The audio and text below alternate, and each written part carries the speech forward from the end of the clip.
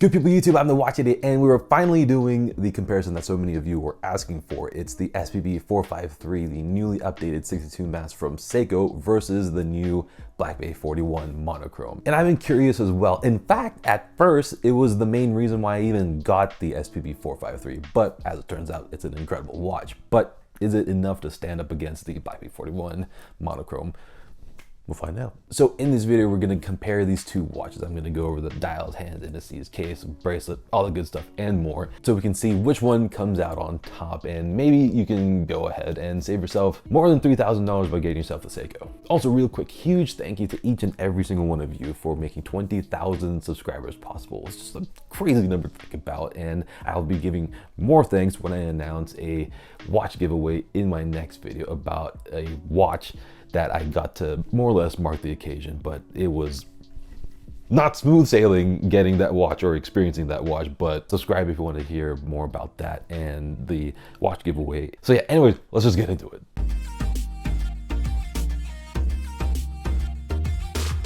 First up, let's do the dial and hands, because most of the time this is what you notice first, and so the Seiko gets 8 points and the Tudor gets 7 points. Strong showing from both. Seiko first, if you only see the dial and hands, you know it's a Seiko. I love the indices, especially the larger split rectangle. It ties in with other split 12 o'clock indices on other Seikos, and it stays consistent with its own indices around the dial. And I'll say this again, I love the handset. It's one of my favorite designs, and plus it's got the half brushed, half polished finish, and it looks super striking, but also it makes it very legible in pretty much any light. Overall, I love how proportionate the dial is, how cohesive the dial is, the simplicity of the hands and indices, and the matte black dial, and of course, how it links up with the crispy clean bezel. Just wonderful. BB41, it's the exact same dial layout that you get in every single Black Bay, pretty much. The hands are the same as well, so it's not exciting for sure, but that doesn't mean that the dial is a bad dial. The execution is what you'd expect from a $4,500 watch, and the subtle sunburst finish is well done because it's very subtle. It's matte black most of the time, which I like. Now onto the case, and it's hard to beat Seiko in the case section given their mastery of case designs and ergonomics. So Seiko gets 8.5 points, but the Tudor gets 8.52 because of that bezel. The Seiko case is wonderfully designed because it's simple in that it's a skin diver case, but it's a Seiko take on it, meaning that you get the tapered underside that feels great, and the case sides have a bit more flair to it, making me want to look at the case when it's on my wrist. And yeah, while the case is simpler than other Seiko cases, it still feels unique amongst all my watches, which is something I appreciate, but it's not as unique as other Seiko cases. But also the size and proportions of the case is a spot on 46.5 lug to lug 40mm case with 20mm lugs and a 13.2mm thickness, which feels way less in real life. So yeah, no complaints here at all. Oh, and then the bezel click is an elevated version of the classic Seiko click, and I like the insert as well. A polished or matte ceramic wouldn't have looked as good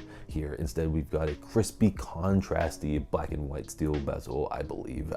It's definitely not aluminum, I'll tell you that. The BB41 still gets a great 8.5 because it's hard to fault the case finishing. The brushing on the top and the polished case sides are well done, and now this version is much thinner than the previous version, 13.5mm versus well over 14. So overall, I like the proportions here. But pretty much every single Tudor has this case design, and Rolex is only slightly different, and so many other brands use this simple case design. And that's not to say that it's a bad design. I appreciate the simplicity, but the specialness really isn't there anymore. But the bezel is where Tudor claws back some ground, because the black and silver color combo is classic, and the bezel grip is super grippy, and of course Tudor makes the best 6-click bezel on the market. So it's just a joy to rotate the bezel for no reason at all. Let's just listen to it. Oh yeah. Okay, bracelet time, and it's what we expect. Tudor wins with 9 points and the Seiko gets 7. On the Black B41, I have the 5-link bracelet instead of the riveted 3-link oyster style one, and I usually do prefer the oyster style one, but this is something different for me, and I gotta say, I like it. Yeah, it looks good, and the design is actually slightly different compared to the Jubilee. These links are ovals and a little bit longer, so they do have a slightly different vibe, so there is some differentiation between the two. It, of course, comes with the awesome T-Fit clasp, which I think is the gold standard for cricket chest clasps, because there's just so much range, it's easy to adjust, and also the clasp itself is small. But it drops points because the oval shape of the links just isn't as comfortable on the wrist as the riveted bracelet, because it isn't flat and smooth on the wrist. But still, very, very comfortable and a very, very good bracelet. The Seiko gets 7 points because this version is the newly updated bracelet with the shorter and thinner links, which is a massive upgrade to the unnecessarily thick and heavy version on the 143 and also the Captain Willard, which means the bracelet is super comfortable on the wrist, definitely smoother and more comfortable than the Tudor bracelet. And the Seiko, yeah, I think it's one of my most comfortable watches I have right now. So it loses most of its points because of that garbage clasp. I mean, it's well made, but they've made it smaller, so it's only got 2 micro adjust holes, and it's got that absolutely stupid and pointless diverse extension. But just spend $10 or $20 on Amazon for a different class, which I do for every one of my Seikos, and the problem disappears and I never have to worry about it again. So I'm not really that fussed about it in the end because the bracelet itself is silky and the solution is cheap. Okay, so this one is very clear cut as well. Tudor gets 9.5 points and the Seiko gets 7 points. Let's get Tudor out of the way. It's a MEDA certified movement, meaning it's been tested to be within 0 and +5 seconds a day, which is twice as good as Kosk. It's anti-magnetic, up to 15,000 Gauss, and it's got a 70-hour power reserve. I couldn't possibly ask for more. The only reason it's dropped 0.5 points is because it's still a thickish movement, I guess.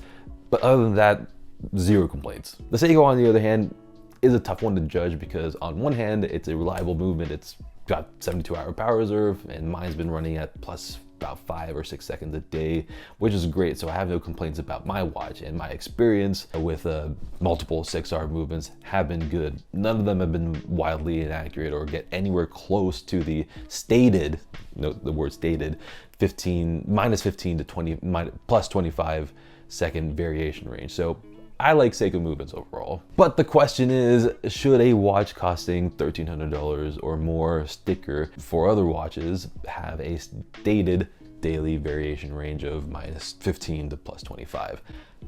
Absolutely not. I think that can and should get that range down, even though that range is likely got a lot of buffer for the vast majority of watches, just to be on the safe side. But still, come on.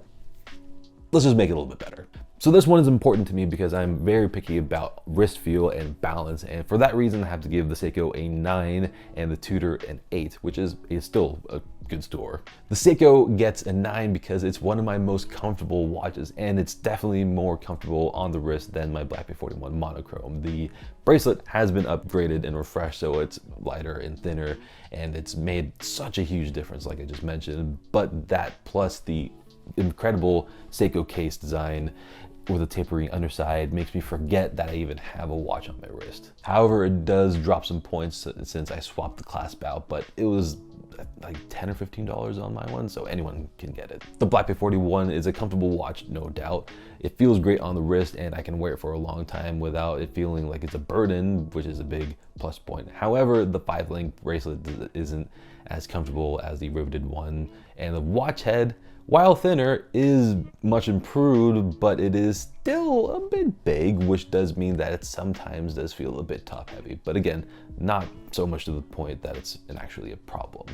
And the last of the 10-point categories is value. And here the Tudor wins with 8.5 points and the Seiko gets 7. Tudor, for the price of $4,550, is offering so much, especially over the previous version and even other Black Bays in the lineup, because for that price you're getting that MEDA certified movement, which is super important to me, and then also you're getting a great looking bracelet with what I think is the best quick adjust clasp on the market other than the Pelagos clasp. And finally, the watch head itself is solid in quality despite its simplicity. So when you're wearing this watch, you feel like you're getting your money's worth, which isn't always the case with other watches out there, unfortunately. The Seiko gets a 7 because at $1,300, I still think that you're getting a great watch, maybe not value packed though. And undoubtedly, there are folks who will say that it costs way too much, but factoring in inflation and the upgrades, it's not that bad. And plus the price will come down, so you'll be able to get a fantastic watch at a fantastic price, but I'm not necessarily taking that into full account here. And now the Strapmonsterability section, and this really should have been a high scoring tie, but it cannot be. It's 4.5 points for the Seiko and 1 point for the Tudor. 4.5 points for the Seiko because it's a small enough size and it's class enough design that it can pretty much be worn on any rubber strap, obviously native straps, but also a bunch of leather straps too. And of course, the main thing is that it's got a 20mm lug width, which is by far the best lug width as far as I'm concerned. And the black BB41 Monochrome should have also had 4.5 points, but it gets 1 point since it has 21mm lugs. And yeah, the F-cam strap that I have works for it more or less, but I can't find a rubber strap. I guess we're going a little bit more moody again.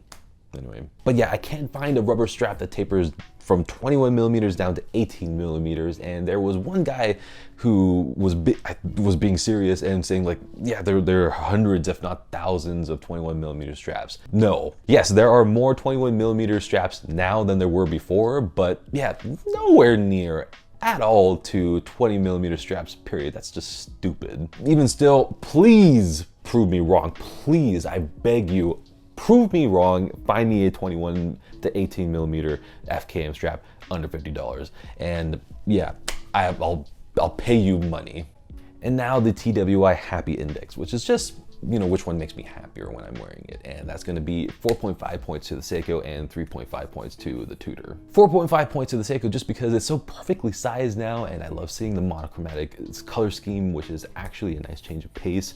But I just love seeing the classic Seiko dial and the proportions and everything just works so fantastically well. They did a really good job with this watch. 3.5 points to the Black BB41 because it's a fantastic watch. I love seeing it on my wrist, but it's kind of a victim of its own success, or the success of his older brother, because the dial and case are so ubiquitous and the case is simple and done so many times, so it does take the edge off a little bit. But even still, it's a joy to see such wonderful simplicity, and it feels and looks so good on the wrist, and it just, again, it just oozes quality. So yeah, oh, and then also the 5-link bracelet is offering me a brand new experience, so I'm really appreciating that and enjoying that.